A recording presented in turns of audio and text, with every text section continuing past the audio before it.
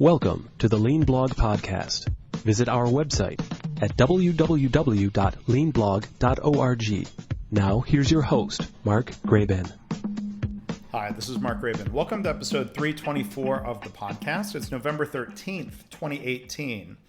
Joining us today is Art Smalley. Now, Art was one of the first Americans, one of the very first, to work for Toyota Motor Corporation in Japan. And after working for them, has been helping other organizations with problem solving, leadership, everything that's incorporated in the Toyota production system, aka Lean methods and approaches.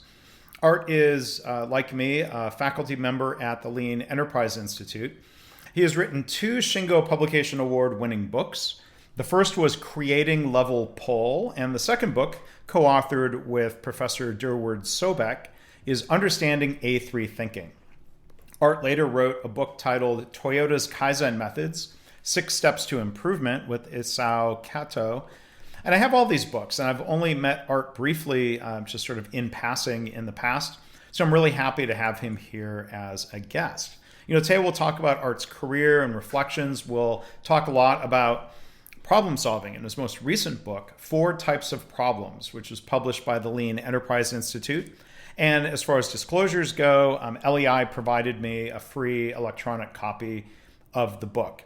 So if you'd like to learn more about Art, you can go to his website, appropriately, cleverly named artoflean.com.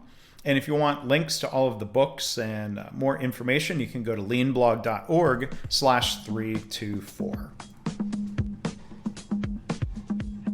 Well, again, we are joined today by Art Smalley. Art, thank you so much for being a guest on the podcast today. Thank you, Mark. I appreciate the invitation.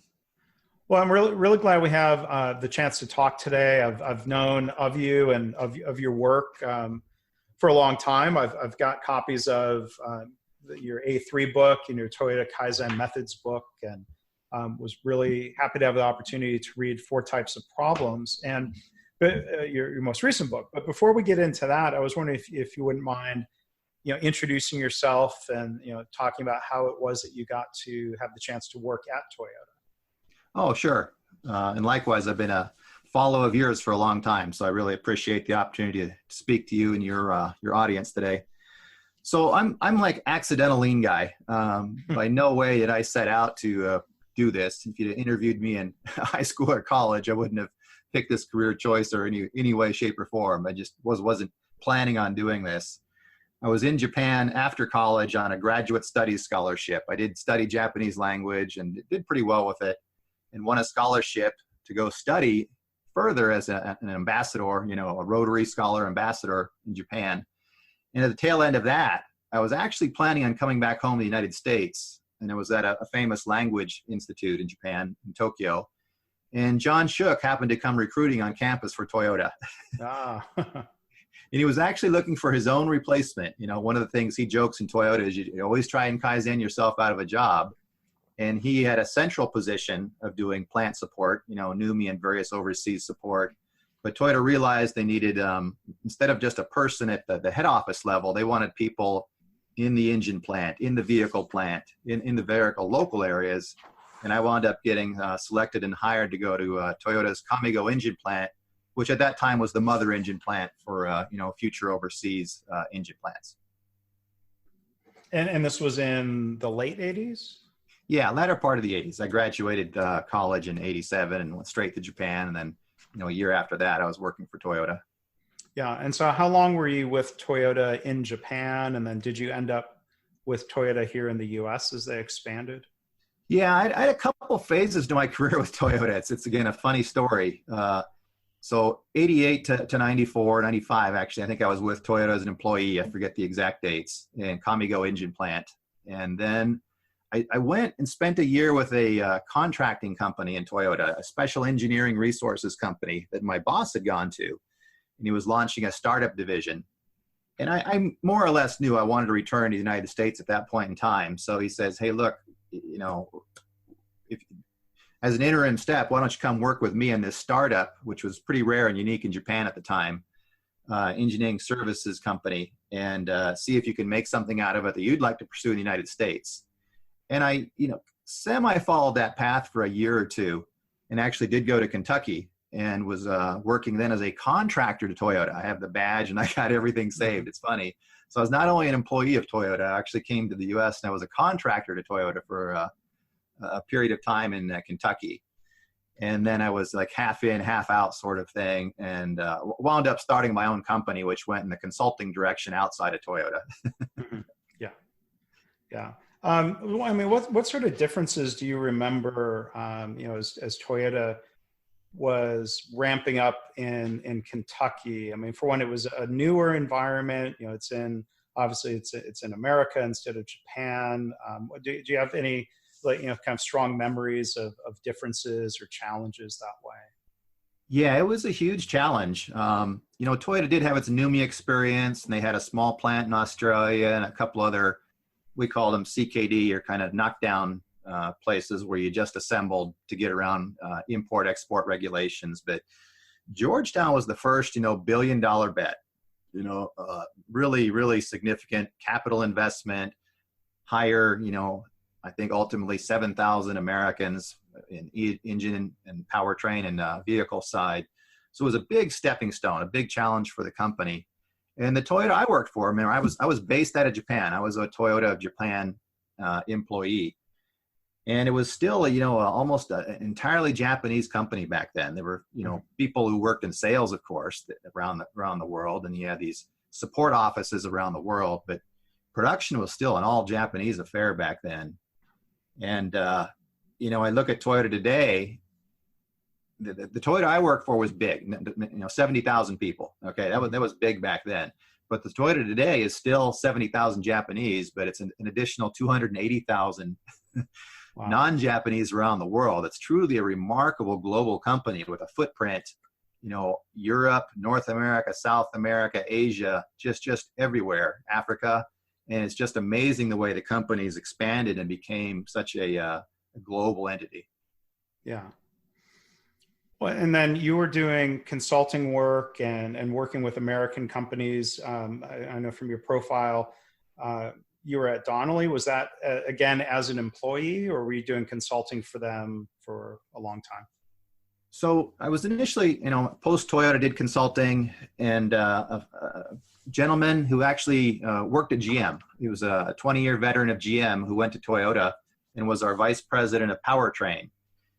He left for personal reasons, just growth, kind of wanted to go back to Michigan. His family was Michigan.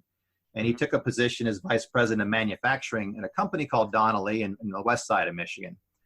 And after a year in there, he realized he was going to need help. He wanted somebody to help him go across what was then 8 facilities in North America and kind of explain what lean was and create an internal system. So he hired me to be his director of, lean operations internally. And I had a great relationship with him from Toyota days and just really admired him and looked forward to the chance to work with him. So for about a 4 or 5 year stint there, I was director of the internal. I was the internal lean leader for Donnelly Corporation. And thinking about, going back and forth between being a consultant or, an employee on the inside, I mean, what are there some key differences in the approach of, trying to introduce or bring people along with TPS and lean? Well, yeah, there's always differences, and a lot of it comes down to relationships that you build with people. Even as an internal consultant at Donnelly, I was still initially the outsider. Most people at Donnelly had spent their career there, 10, 15, 20 years. So me joining with Russ, we were initially viewed kind of skeptically, cautiously, and I had to, build my relationships with my constituents, so to speak, the plant manufacturers, the engineers, the supervisors, the manufacturing managers, facility by facility, understand problems from their point of view, what they were struggling with, what they had done in the name of lean in the past and had worked, what they were trying, what wasn't working, and then areas where they weren't yet doing anything. And, it takes a while across, it was 8 facilities back then to figure that out site by site and build a relationship with them. And whether you're an external, internal consultant, everybody, you face that kind of hurdle, the battle of forging that relationship, gaining trust, understanding the problem from their point of view, conveying in language what they can understand, your intent, your goals, how you want to go forward with them, and forming that bond and decision-making ability and spirit of trying and going forward. That takes time. Yeah, and I mean that seems like good advice. Even for an outside consultant, and it might be more difficult to build those relationships or gain trust. But I think back to the second of the two plant managers I reported to at General Motors. This was in powertrain and an engine plant as well. So that's one thing we have in common was time in engine plants. But that second plant manager was one of the original GM people who got sent to NUMMI. He was what the Wall Street Journal called one of the NUMMI commandos, and I've mentioned him when I've talked to other NUMMI people. But he came into our plant, which was really like very much in crisis mode, and I was young, right out of college, kind of by nature maybe impatient. And I asked him once. He was out on the shop floor, of course, and I asked him, Larry, you've been here for a while, and boy, we really need, when, kind of asking like, when are the changes coming, or when, and he it was one of those sort of like, oh, be patient grasshopper moments. Like he didn't say that literally, but he said, and he was emphasizing that he was spending a lot of time building relationships and trust and listening. He was listening as much as he wasn't just out there talking at people. And I think he was reminding me that he had to make that investment before jumping into action, which that was a really good lesson, at least to hear from somebody, and then trying to practice that on my own and not being as impatient. I mean, are there some things in particular, back to the idea of building trust, where I think in a lot of organizations I see today, including unfortunately in healthcare, there's a lack of trust between medical professionals and leaders, and maybe there's probably not an easy answer here, but what are some of the key ways of trying to build trust? Well, I think it's probably is more complicated in healthcare, just the way the industry is organized and the way we do the payer provider relationships. But again, regardless, kind of as the internal person, I always start with the word empathy, and I try and understand their point of view. Because, maybe they don't understand what I'm trying to explain, or maybe they do understand it and have had a bad experience with it, or can't see the forest for the trees sometimes. And you got to spend some time, dialoguing back and forth, getting a common understanding of the lay of the landscape, the situation, and making I see it from their point of view. They can learn to see it from my point of view. And it's not this, well, I'm not going to steamroll you approach, but at the same time, I'm not really backing down either. We're going to come to some mutual understanding after, hopefully not too much time, and understand what the priority is. And usually I suggest a couple different ways of going forward, and there's pros and cons with each one generally, and come to some shared sense of their style of leadership, my style of leadership, what the situation is calling for. And, mapping out, the plan of action, how to move forward. And I think that's critical. That's not science. A lot of people like to say, oh, this is just science or scientific thinking, but dealing with people is not science. Yeah. There's a lot of psychology, which is a different yeah. science. It's psychology and human relations, and everybody responds a little differently, and you gotta figure that out case by case. Yeah. Well, that was one thing, it's just, a lot of times think back to Dr. Deming's work, and when Dr. Deming talks about psychology, and I remember he would write, a manager's job is to understand each employee as an individual. Yeah. That there's different people, there's different things that make people tick in different ways. And yeah, the old TWI materials going back to the wars said that too. The JR philosophy, one of the 4 foundational underpinnings of TWI job relations was you must treat people as individuals. You can have a policy. I can't have a policy for every person, but I still got to be able to relate to and understand everyone as an individial. Yeah, you're right. So that goes back that goes back, I'm sure, even earlier, who knows where that started. Yeah. Ancient ideas here. But, before talking about the book, I mean, there's one other thing that comes to mind. I hear you talking about the need for balance. You're sort of talking about when to push, when to solicit input. That's a theme, I think, to other former Toyota people I've talked to. I hear people say things like, yes, bottom-up ideas from employees are important, but occasionally leaders need to make a suggestion, but then you better balance that out with more bottom-up ideas. That was it was a recent conversation with a former Toyota Australia leader who was involved in their unfortunate kind of ramping down of production in Australia. But anyway, sidetracked myself there. But back to the question I was going to ask. I mean, what are some of your thoughts around finding balance around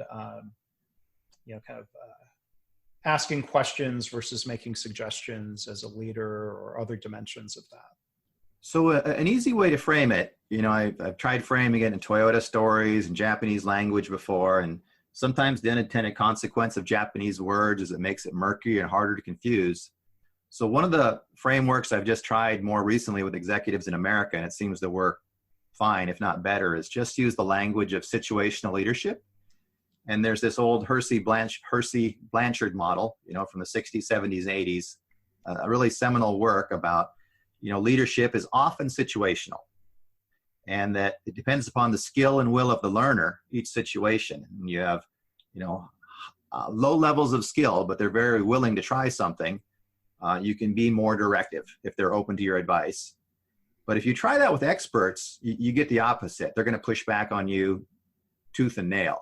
And I've had the entire universe of experience of dealing with, like some of our nation's top scientists, in national laboratories who are the expert in their field. And I was not going to tell them anything. And I was smart enough not to try to be directive or confrontational in those situations. But that's a case of high skill and high will, where, look, you can ask directions, you can learn, you can co-think with them, you can delegate. But there's the old 4 quadrants of situational leadership. 1 being directive, 2 coaching, my way, but with your input, 3 supportive, their way, but my input, and 4 delegating, where you can leave it to them and just critique, adjust, and be their sounding board from time to time. And lean, I think that really relates well situation by situation. Even within a given company, you can run into all 4 of those quadrants. Mm-hmm. Well, and so maybe thank you for that. I'm curious to dive into instead of 4 quadrants, 4 types of problems, and your new book. Before we, I'm going to ask you, kind of give an overview of those types of problems and how they're helpful. But I was curious, I always like to ask an author, what led to actually sitting down and writing and completing the book? I'm always interested in the motivations or the spark and the reason why. Yeah, so let's start there before the 4 types, because I think it's a good lead in that, as lean practitioners, we all reflect. We all do the Hansei thing from time to time. And what are we seeing in our clients? What are we reading in materials? What are we seeing in the field? Where are people struggling? And, there's a dozen reasons we could easily come up with why we're struggling, for example, and why things are going well. But I was having this conversation with John Shook. We got on the topic of A3 reports, and he'd written the LAI book, Managing to Learn. Professor Sobek, I'd written A3 Thinking, and they're complementary. We knew we were writing them at the same time, but we knew we were coming at it from different angles. So we were, not competitors in any sense of the word. We were collaborators on the topic, even though we wrote our own books.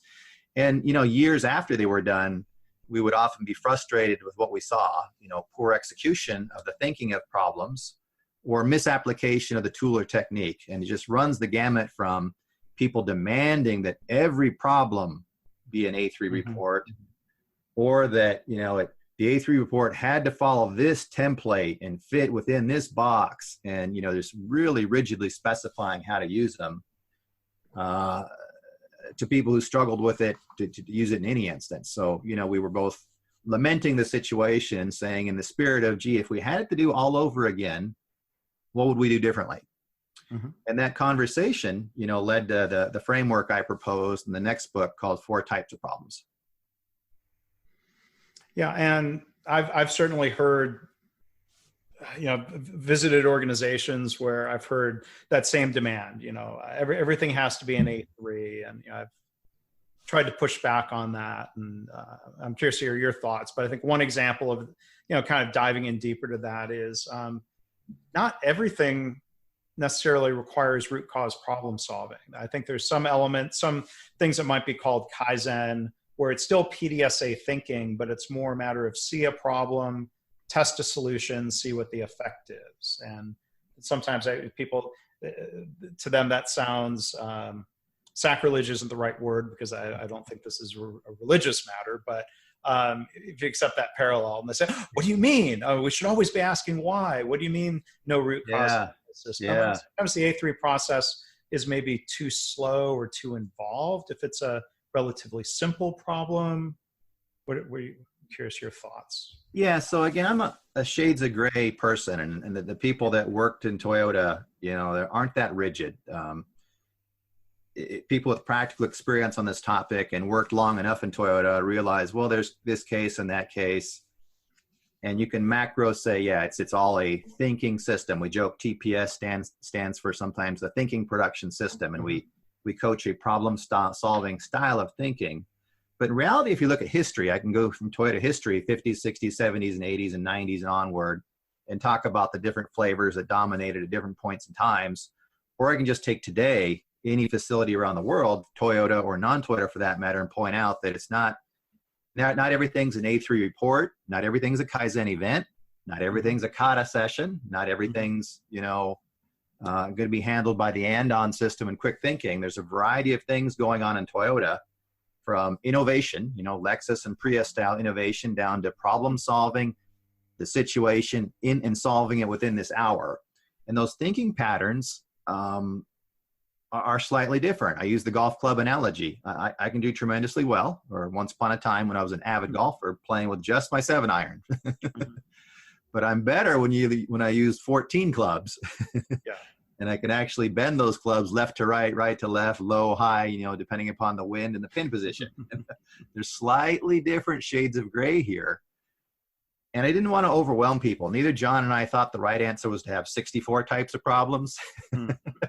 Yeah. But what if we just let's broaden this for people? If you're doing fine, by the way, don't ignore me. But if you're struggling a little bit on this topic, then think about the 4 types and realize there is a framework here that we think can help and is very Toyota-like in many senses.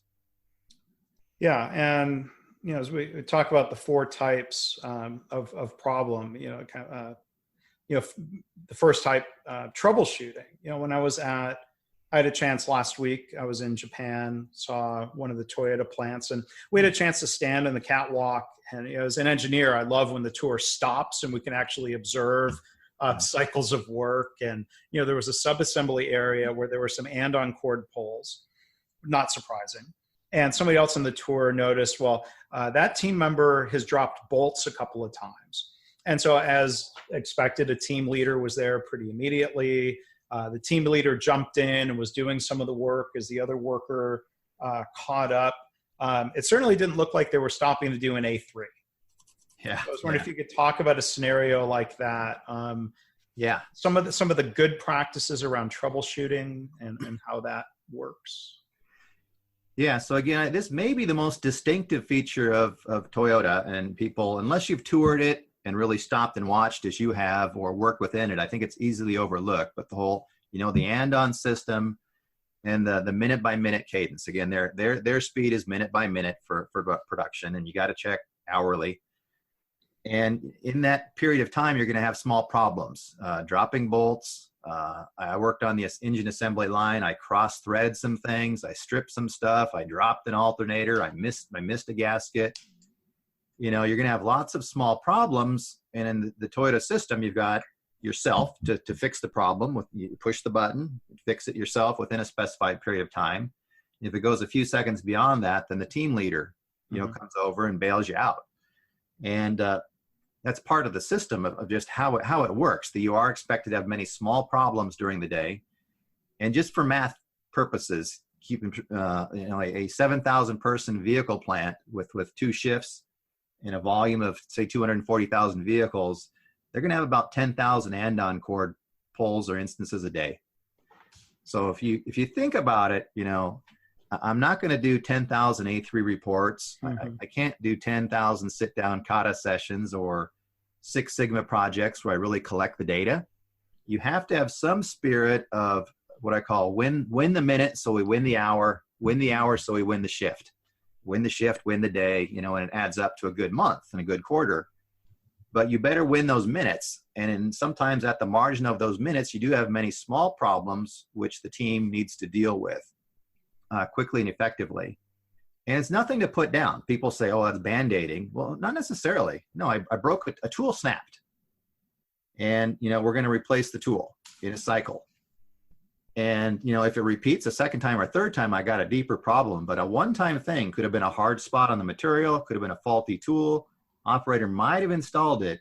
But a lot of times, if it's that one cycle thing, you note it, you watch it, but it's the quick troubleshooting which gets you to the next cycle.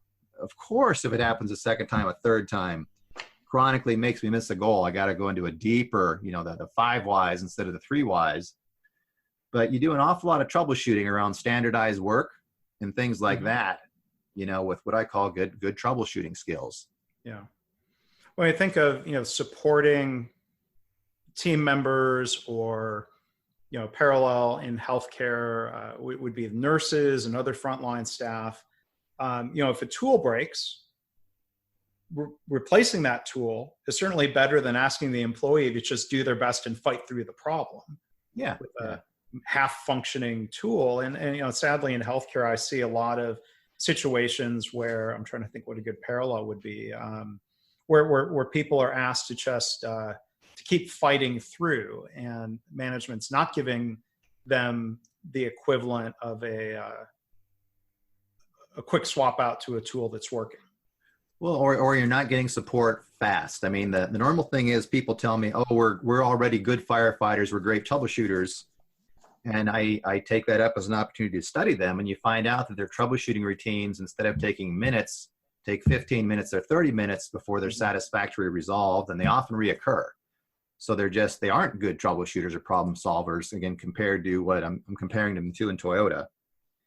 And, there's good troubleshooting, and of course there's bad troubleshooting, just like there's good A3s or good problem solving and bad problem solving. And in this book, I hope that people start to distinguish a little better on this good spirit of quick troubleshooting and not firefighting, getting to a cause that enables us to, win the shift, win the hour. And then look, like Duran said, vital few versus trivial many. I'll pick some for deep dives, but not everything. Mm-hmm.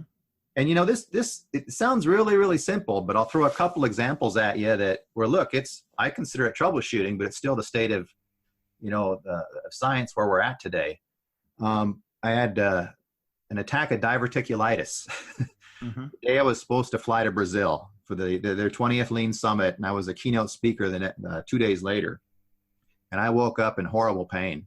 Mm. I knew more or less what was wrong, but was kind of hoping it was something else. And by 8 a.m., I took myself to ER because the pain was so bad. It's probably the 4th time in my life in the last 10 years I've had it. And they check you out with all the, procedures they need to be safe and make sure it's not something else. But all I need is the shot for the pain, and then they give me some form of antibiotic. And I ask them, what's the root cause? And they say, well, case by case, we don't know. We're not going to cut you open and find out. It's cost prohibitive, but we can treat it, and that's the right thing to do for most situations. If it occurs 10 times like it did in my father, by the way, it's probably hereditary in my case. Yeah. We may have a surgery and cut some of your, intestine out and then really, prevent it from ever recurring. But, with diet and a lot of other things, we can generally keep it under control. So for you, we're just going to give you the shot and treat it with antibiotics. So is that good troubleshooting, or is that deep dive problem solving? Well, I mean, unfortunately, my most recent ER visit was either a case of food poisoning or a really bad stomach flu. Yeah. And I got a similar story of we don't know and we can't know what it really is, but we would treat it the same way. So we're treating the symptoms. The IV got my fever and heart rate down, and Yeah. So things escalate. We'll treat it this way first, and if that fails, then we'll kick it up a notch. Yeah. And that's what often does happen in Toyota as well. A broken tool, we'll treat it as a one-time event, collect the data, record it, keep the broken tool. But if it's just a one-time event, it doesn't happen, for several days or thousands of cycles in a row. It's probably, something you write off as one of those small events, but you got too many other things to go after. It's one of the trivial many, unfortunately. It's not one of the vital few in certain circumstances. Yeah. So, we have these recurring problems. This is where I think we start getting into what you call the type 2 problem of gaps from standard. But I was wondering, maybe as you transition into that, can you also talk about the idea of a term that was used much more often in the auto industry, this idea of containment, where there's a problem that's been discovered, containment as a strategy to protect the customer, even if we haven't yet solved the root, found or solved the root cause of an issue. Can you talk about how that fits into maybe good troubleshooting? Yeah. So even with troubleshooting, there often does need to be containment. I call it the 4 C's of type 1. And again, type 1 problem solving is not the ideal. I'm not defending it as the holy grail or the only thing you're ever going to do. It's just one of the first angle or first quadrant you need to think through as a leader, and if we're good enough in that aspect or not. And even in what I call the 4 C's of troubleshooting, we go through what's the concern, okay, or a problem. What's the problem or concern? Second, what's the cause of that? And there's nothing that stops you from going 5 Y's deep, Third, corrective actions, countermeasures, corrective actions, whichever language you use. And fourth, then you check results in the next cycle very rapidly to see if it's improved or not once you've implemented your action items. Now, in that spirit of corrective actions, you got to often contain material, especially quality problems. You got to contain it just in case that there's multiple in the pool of things that have gotten downstream from you. And of course, if you have a perfectly robust system and built-in quality and this can't happen, that's wonderful. But often people do rely upon sampling inspections, or there's imperfect control plans. And you could have 100 or 1,000 things, potentially that got through that need to be contained and looked at to be safe, so you protect the customer. Yeah. So even in type 1, there's as part of the corrective action items, rapidly there needs to be often some type of containment on quality problems. Yeah. And of course, sorry. Okay.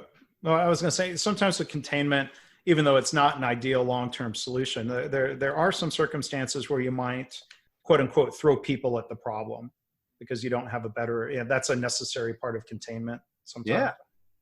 Well, think of an Ebola virus outbreak happens. Are we root cause problem solving it, or step 1, do you contain it? You try and infectious diseases, I think a perfect example of where you have to contain. Yeah. And there's nothing trivial about that. It can be quite difficult and quite important. That can be what saves lives. Contain the fire. In firefighters, I use the analogy of type 1. The house is on fire. I put it out. I don't hold a meeting, get out my clipboards, start trying to build a fishbone, or ask what the scientific method is. We contain the fire for safety reasons. So there's sometimes a sequence. Sometimes you can go straight into type 2. I get it. I understand it. But sometimes there is this necessity to do type 1 because of the sheer volume, or because it's a problem that segments type 1 to type 2. And, fires and disease containment or product containment is often that 2-step where I'm troubleshooting, containing it, and buying the time to get into deeper root cause analysis. Yeah. Well, it's funny you use that firefighting example, or literally fighting fires. I think I emailed you. There was a cartoon that I posted on the blog. I'll share a link in the notes where there's, firefighters, there's a house burning, and one of the firefighters says, "Wait, don't jump to solutions." He's holding an A3 and. Oh no, send me that. I thought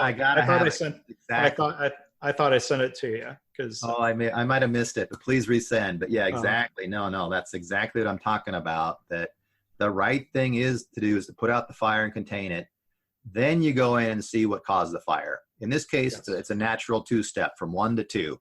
Was it wiring? Was it something else that cooking that caused the fire? Was it an arson? That's when the investigator can go in and start getting the facts, going to the Gemba, getting the facts, collecting the data, and seeing what really occurred in a robust type 2 sense. Yeah. Well, and that's where we can learn to try to help prevent future fires instead of getting better at fighting the fire, right? Yeah. And that's why there has to be a type 2. I get type 1 is just a situational technique, sometimes often required, but type 2 is where 20th century problem solving really did grow up and focus around, because we don't want to firefight it. We want to prevent it from ever recurring again, learn from the lessons of the troubleshooting and the failures, and say, now, what was the root cause of that? And systemically put in fixes, countermeasures that fix it so that it won't reoccur again. That is real type 2 problem solving, whether you use Six Sigma DMAIC routines and statistical analysis, or you use observation and logic-based routines in the 5 whys. You critically think it, you measure it, and you critically think it down to the point where, this cause and effect relationship is now understood well enough that I can prevent it from happening again. And that's the hallmark of a really good, type 2 style problem, no matter whatever steps and methodologies you use. Yeah. So what is the kind of typical timing? It probably depends on the situation, but moving from troubleshooting to root cause analysis and prevention. So maybe thinking of that situation where a team member is repeatedly dropping bolts.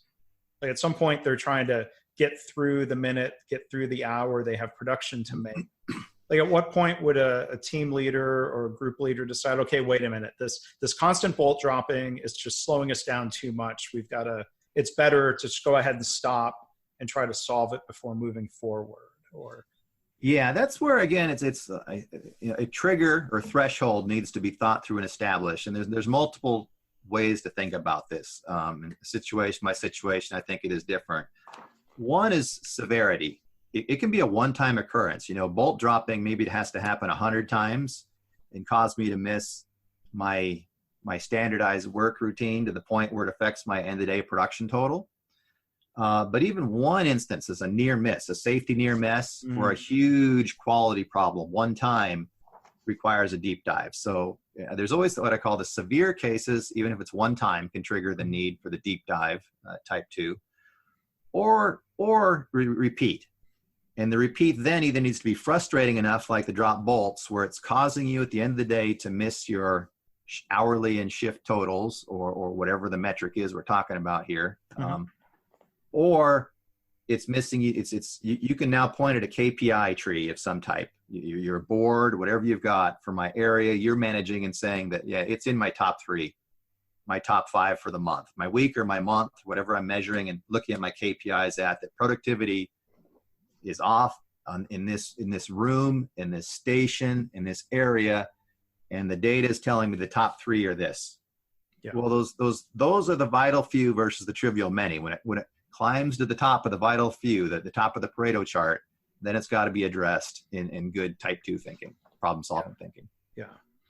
So, type 2 is a gap from standard, or I've heard Tracy and Ernie Richardson and others from Toyota talking about a caused gap where something is not measuring up to the standard. And then there's a flip side. I think this is where we get into your type 3 of reaching toward a target condition, where I've heard sometimes people call this a created gap, where you're intentionally raising the bar and not just trying to meet standard, but do better. Can you talk about the gray area or the transition from type 2 to type 3 and how that's important? Yeah, again, we've always had this distinction in Toyota since the time I worked there, the cause versus created, and this is the type 2 versus type 3. But type 2s, again, the language we invoke is gap from standard or expected outcome. And it's the trend line, and it's just admitting with facts that, hey, we're not making it. We're at 96% or 84% or whatever versus where we're supposed to be. There's a gap. I figure out what's causing the gap, and sometimes it's a Pareto of multiple things, and we tee those up for problems to be solved, known problems to be solved that'll get me back to standard. Mm-hmm. And that's wonderful. If you can do type 1 and type 2 very well, you're going to be a successful organization and make your annual plan. And that's, a lot of organizations struggle with just making whatever they commit to in their annual plan. Services, healthcare, industry, scientific, national laboratories, doesn't matter. I'm not trivializing this at all. Doing type 1 and type 2 well is pretty hard. But let's say you get there. You're good at type 1 and type 2. And, you're what I call green. We got all these metrics and we're green. Well, guess what? The competition's not standing still. Customer expectations aren't static. And you want to embed your environment, your organization with the spirit of challenge and human development. So we're always going to raise the standard some way, somehow, whether it's externally driven or internally driven. We're going to raise the standard, say we're going to be 3% better next year, 5% better. Whether it's cost, quality, delivery, safety, your gaps are respective to your industry and situation, competitive pressures you're facing.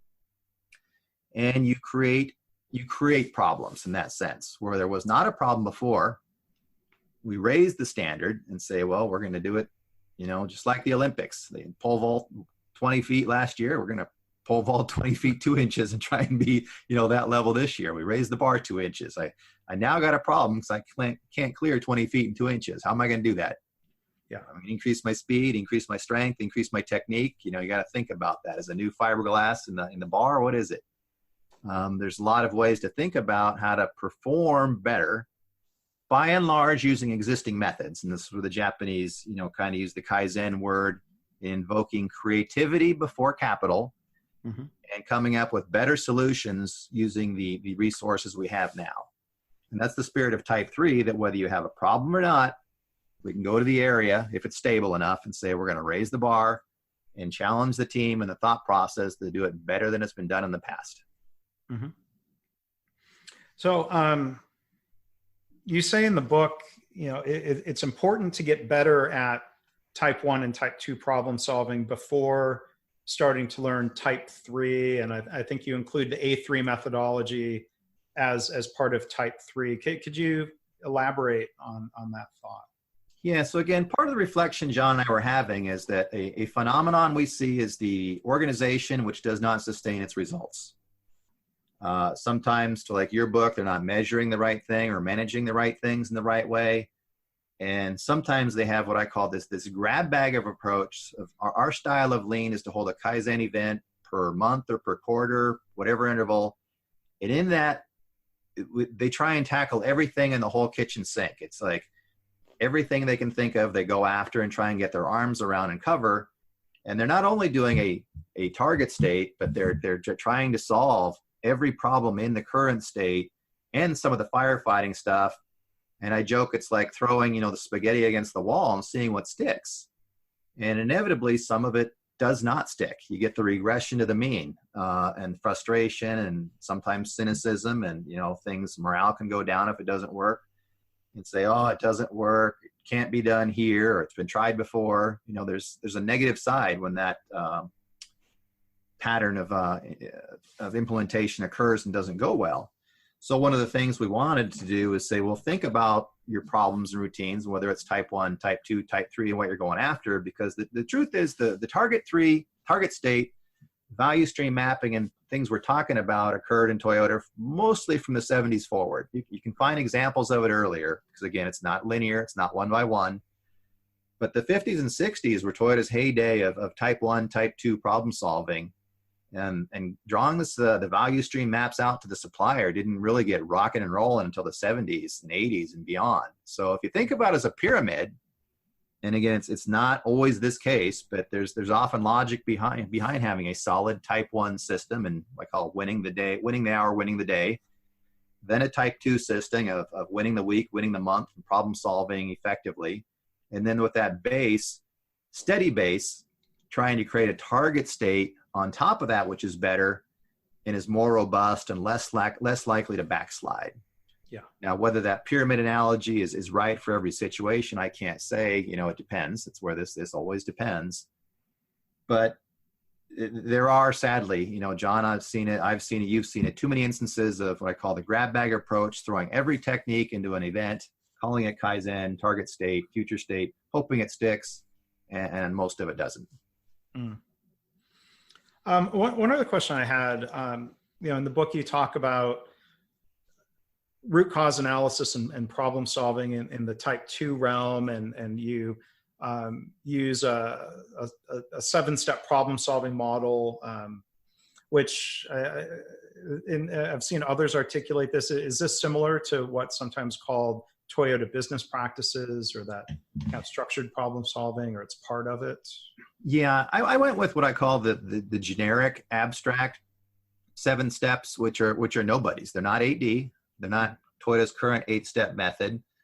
It's not the 5 steps of Six Sigma DMAIC. I went with this neutral, bland, vanilla approach that I think you can branch off of.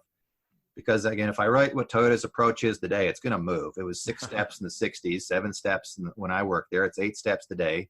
And the 8 steps will probably change slightly in terms of definition 10 years from now, or who knows. So I didn't just want to mimic whatever Toyota's fashion, the fad of the moment is, so to speak. Mm-hmm. But the truth is, I mean, different techniques have evolved for different historical reasons. And I think that the bigger issue that we struggle with is the root cause analysis part of it. Mm-hmm. And this one size fits all. And I put it into 3. I could put it into 3 or 4 styles of root cause analysis. The first being what I call the logic family, which is any type of fault tree, 5-wire fishbone, where you're actually drawing lines, putting words against those lines, and it's some type of a logical breakdown. It's a logical, analytical breakdown into cause and effect relationships. And there's been 3 or 4 inventions of this, whether it's 5Y, fishbone, fault tree, several other derivatives also exist. But they're all effective. I put them in the logic family, word logic family, critical thinking family. The second is I call it one variable at a time, or OVAT, where certain problems in Toyota have to be solved statistically. Population doesn't like it. Large people do not have the background or training for it. But in an engine plant where I came from, tolerances of shafts are measured in microns. Mm-hmm. Human hair is 30 microns. And I'm dealing with a tolerance band that's 1/30th, of the human hair. Our senses, the senses of the human being are not good enough to discern good or bad, let alone capable, incapable, or sources of variation. You have to statistically measure and sort out cause and effect relationships using statistics. Even if it's we call it process capability study, and one thing at a time. Yeah. And I really don't think the outside world appreciates how big this was in Toyota, thrust in the 60s and 70s and 80s, and how good they are at capability, process control, and what Americans would call Six Sigma, Toyota's been working on in their style and their spirit under their Jidoka pillar for decades. Yeah. And the third family, again, is the more complicated, multiple variable at a time, where it's not one thing at a time. It's the interplay, the complex interplay between multiple variables at a time. And you need even more specialized training to be able to sort out that sort of thing. Yeah. So, there's different flavors of analysis depending upon the situation and problem you're facing. And I could create more, and people can and do, but I want them to at least understand that even in a root cause analysis, there's not one way of thinking about it. There's not one tool or technique. There's multiple. And you talk about that problem-solving model. You talk about A3s. I mean, to you, is A3 just kind of a slightly different specialized form of that? Because a lot of the problem-solving mindset is similar, or what are the key differences? So what happened, best I can tell, and I interviewed people who lived there in the 1960s, Japanese who were there. In the 1960s, in fact, 62, Toyota kicked off a 63 a TQM program. I think it got started in 62, and the first full year of it was 1963. And as part of that TQM program, the problem-solving efforts really ratcheted up a notch. So you started having QC storyboards and problems being solved in a step-by-step fashion. And at the same time, they were doing the Hoshin Kanri, the rollout of top to bottom, that this vehicle family needs to get lighter, cheaper, better, faster, more robust. This department needs to improve its capabilities. So you started getting the top-down things. And those collided into what were very often flip chart paper-sized things on the wall, step-by-step, visual depictions and studying and storyboarding techniques. And you can't leave that stuff on the wall. There was no digital recording images back then. You couldn't put it on a Xerox machine and copy it. They were too large. So what happened is people started rewriting those forms of report onto 11 by 17 pieces of paper, PDCA fashion. and you had a couple flavors being written. The step-by-step problems, specific problems that were assigned down to individuals to go and resolve because it was a top-hitting KPI. And you had the cascade initiatives coming down as well that were raising the bar on you in some areas. Setup time reduction was a famous one, where it kept getting better and better, or quality requirements to export to America, horsepower and fuel efficiency and economy had to get better and better and better. And people were trying to improve things cascaded down top to bottom. And for whatever reason, the A3 became the currency, if you will, or way of depicting those problems, at least the high level story of those problems and the details, in backup fashion as needed to the audience, and to give quick updates. 5-10 minute update, instead of, well, there was no PowerPoints, but you didn't get 100 PowerPoint slides. You had your A3 and a couple supporting documents to give your scheduled update on this topic. And it wasn't one nice, neat story of how this occurred. It was trial and error, and people had their favorite ways. But, 11 by 17 is just a blank canvas. Yeah. I can write go ahead. Well, when I was at the Toyota plant in San Antonio recently, I was struck by what some people would call a lack of standard or an inconsistency, which to me, I thought, okay, well, this is sort of trivial. The format of problem solving work that was, you could see posted in different areas. So there were some large grease boards, whiteboards that looked like essentially a team was working on an A3 on a whiteboard. Yes. Where, you could see the elements of, the blocks of it and the labels. I'm like, well, that looks like a giant A3. Well, it's a quote unquote A3 problem solving, even though it wasn't on A3 paper, as I think you were saying. I forget if you were saying earlier or during our pre-chat that the rigid format of the blocks of the A3 or details like that, that's not the important thing. It's more about the thought process. Yeah, the critical thinking within the box, no matter what you call it, whether you call it current state definition or problem definition, kind of depends. Am I depicting the current state in order to learn what the problem is? Or do I already know what the problem is? Or do I have a step 2, which is breaking down the problem? You'll see multiple flavors, even in today in the real work, not the theory, not the textbook they're going to hand you at the door, or the PowerPoint somebody found online or found from their favorite sensei. But if you go in and actually analyze the real world of what's occurring in Toyota, you're going to see multiple flavors. And that could be today, because it's electronically exchanged between plants, 7 or 8 PowerPoint slides, each with a step on it. It could be still a handwritten A3, or it could be the whiteboard, big grease board, where a team has gotten together in several meetings and worked through the steps to get assignments and clarify the problem, break it down. What really is the problem? What's the goal? Begin our causal analysis investigation and corrective actions and check results. And what's really important is that you understand the critical thinking and what I call the key points of each step and whether those are being met or not. It's like, I don't care what the name of your golf club is or the brand of your golf club is. At the end of the day, I care, did you hit it in the fairway? Did you put it on the green? Did you put it in the cup and make the birdie? We got to evaluate really by, did it obtain the result? And of course, yes, do I have a process which can be followed and sustained and is best practice? But I don't play golf, and on the scorecard, I don't write Titleist 7-iron, Nike 5-iron, swing thought of smooth and easy. You don't write that in the box. You write what you scored.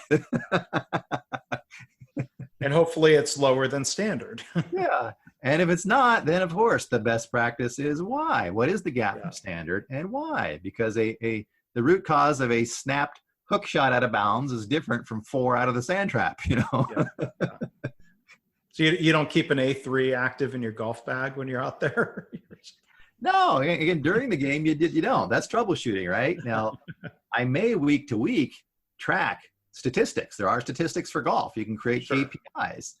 And you can then have a type 2 problem, of improving your gaps, or a type 3 if you're a scratch golfer and try and improve a certain area. But no, again, you're right. During the day, you don't write an A3 in golf.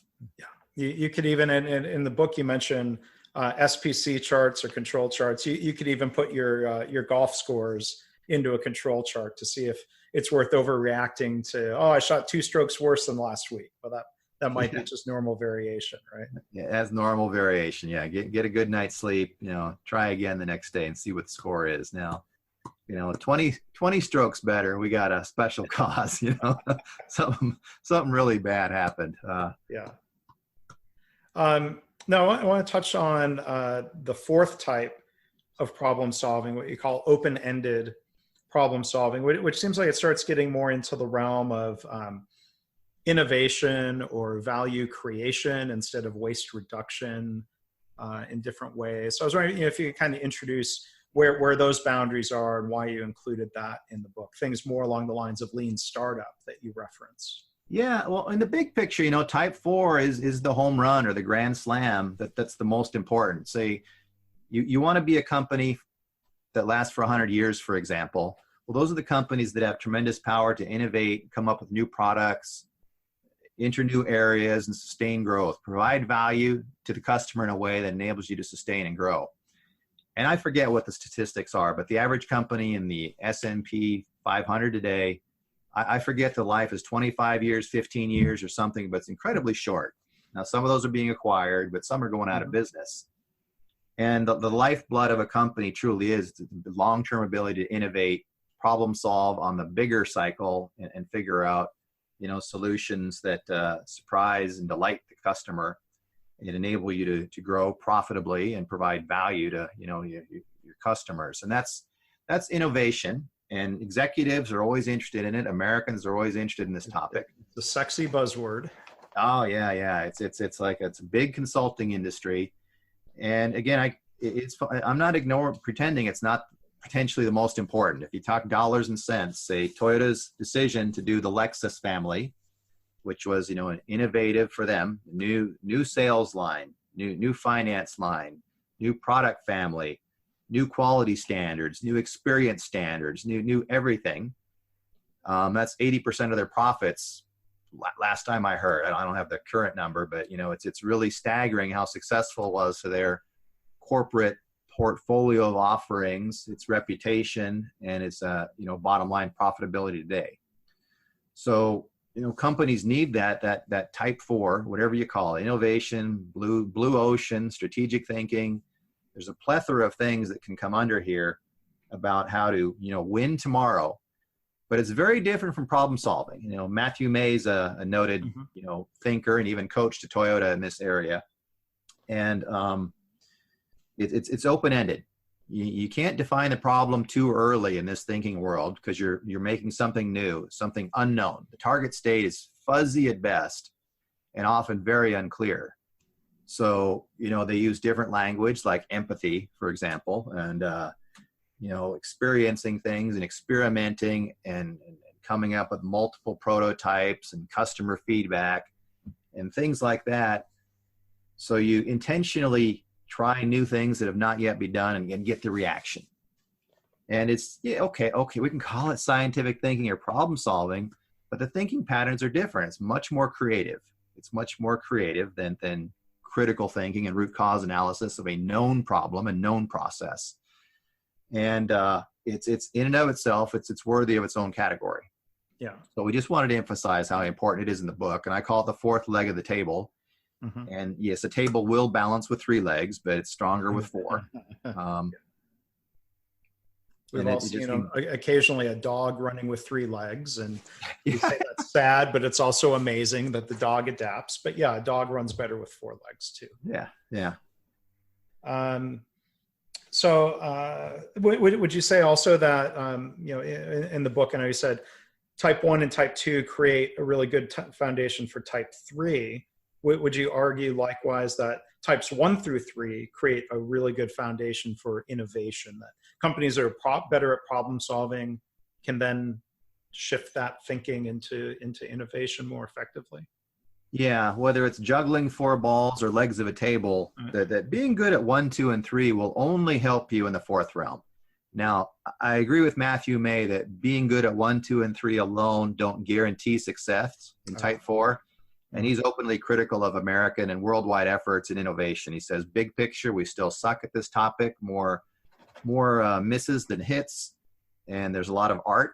You know, you can call it science if you want, but there's a lot of art and innovation too. And that process, the canvas they use, it relates to types 1, 2, and 3. Everything in 1, 2, and 3 can enable an organization to be better at type 4, but in and of itself doesn't guarantee success in type 4. Yeah. So they're complementary, but they don't, I call them necessary ingredients, but you know, in and of themselves, 1, 2, and 3 are not sufficient to guarantee success in number 4. Yeah. Okay. And before we wrap up here, one other thing I wanted to ask you about, I'm told that you practice martial arts and that's something that's been very important to you. And I was wondering if you had any reflections on how that personal practice influences your thinking or philosophy about TPS, problem solving, improvement. Yeah. So I've done a multitude over the years from these like Filipino martial arts that very few people know about called Kali, which, you know, and things you do with knives and sticks and empty hands, to the more down and dirty on the mat, you know, jiu-jitsu, Brazilian jiu-jitsu. It's Japanese origin, but, you know, jiu-jitsu kind of perfected by the Brazilians and exported to the world by Brazil. It was kind of funny. Japanese invented it, but the Brazilians, perfected it and exported it. It's one of those rare cases. It's the other direction usually. Yeah. But yeah, I do it to stay in shape, and it's part of personal discipline and motivation. But it's very analogous to the 4 types, for example, because you come in and you do your routine. You warm up together, you do your drills, and this live sparring. There's no empty. There's no kata in jiu-jitsu. Everything's person on person. We don't wrestle with ourselves. That's silly in jiu-jitsu, you know. Karate makes fun of jiu-jitsu. Jiu-jitsu makes fun of karate, guys. Okay. we don't shadow box and do these funny kata dances. We grapple with each other. But, you know, in the 5 minutes, at the end of the day, you wrap up by actually doing 5-minute rounds, and you rotate. The last 30 minutes, you do 5 minutes rounds, 1 minute break in between. And in that 5 minutes, you are problem solving. There are positions and there are forces at work. And the black belts, it's like chess. They're 5 steps ahead. Okay. And as a beginner at the bottom, you're getting squashed because you're playing checkers and they're playing chess. They're setting you up. You're going to get choked or submitted. But the good partners, you know, let you figure your way out of the jam. They stop you in a bad position and they say, okay, how do you get out of this? What problem are you solving? They hold you down. You're stuck. And they teach you to critically think quickly under pressure, troubleshoot. You say, okay, the only way out of side control is me to frame and get my knee back in here. Okay, good. You just troubleshooted your way out of a jam. The real mistake, why were you in that position, was made 3 steps ago. And you go home after the 5 minutes, or you talk to the person afterwards, and you start realizing, okay, the root cause of the mistake I made was letting him get out of my guard, passing my guard. And you discover that through videotape, through self-reflection, through analysis over time, to find out what the real problems are in your game, the holes are in your game. You can't do that in the moment. You're getting choked out by a black belt. You got 3 seconds, buddy. You're going to tap. Some fast troubleshooting required. That's troubleshooting. No science. No, I don't have time to do the laminated cards on the kata. I don't have time to collect my 30-part sample for Six Sigma. I can't write an A3. And I got 3 seconds to troubleshoot my way out of this position, which is temporary, but might buy me enough time to recover guard and you know, get to the next gate, next level, next stage. And that's type 1 and type 2. We call jiu-jitsu problem solving. Everybody who does it calls it problem solving. And there's that quick thinking and the more deliberate style. And you go home and there is type 3, type 4, where you invent new moves or different guards or different flavors or styles. You find the flavor of the family of style you want to play, depending upon your body type, strength, age, flexibility. So there's type 3 and, you know, kind of type 4-ish attributes to it as well. Cool. That's something I've never gotten into. The closest I've gotten to a belt is a Six Sigma green belt training class, and I'm not even certified as a belt. So yeah, Americans love the Japanese names and the belts. I mean, it doesn't matter what you do. If you put a Japanese name on it, call it a martial art, and apply belts to it, for some reason it's guaranteed to get success or attention. It's Thank you for your Hansai. I mean, I should just say reflections, and for spreading ideas about continuous improvement and problem solving. It's easy to overdo it. I try to limit the handful of Japanese words. You're fluent still in Japanese? Or? Yeah, I keep up on. I'm not fluent like I was, but I still read books, and I talk to friends in Japanese. My kids go to Japanese school on Saturdays, so I talk to the kids and the teachers in Japanese. So I stay functional, but I don't consider myself fluent anymore. It's too many years ago. Time's flying by. But Art, thank you so much for your time today and for sharing some really interesting reflections on your work and career at Toyota and otherwise, for talking about 4 types of problems and even sharing a little bit here about martial arts. I want to tell people about your website, artoflean.com. Where can people learn more about your books or possibly connect with you online other than the website? Oh, yeah, the website, I'm on the usual places like LinkedIn. I'm not an active participant there, but from time to time I do posts at LEI, articles I write and put on my website. I need to do several more. Artoflean.com is probably the easiest place to go. Okay. Well, I hope people will go check that out. The book is published by the Lean Enterprise Institute. It's available there. I believe it's also available on Amazon. So I hope people will check that out. Again, Art Smalley, thank you. It was a real pleasure to finally have you on the podcast. I'm glad the book gave us a good opportunity to do that. Thanks again for being here today. Oh, thank you, Mark. Appreciate it. Thanks for listening. This has been the Lean Blog Podcast. For Lean news and commentary updated daily, visit www.leanblog.org. If you have any questions or comments about this podcast, email Mark at leanpodcast@gmail.com.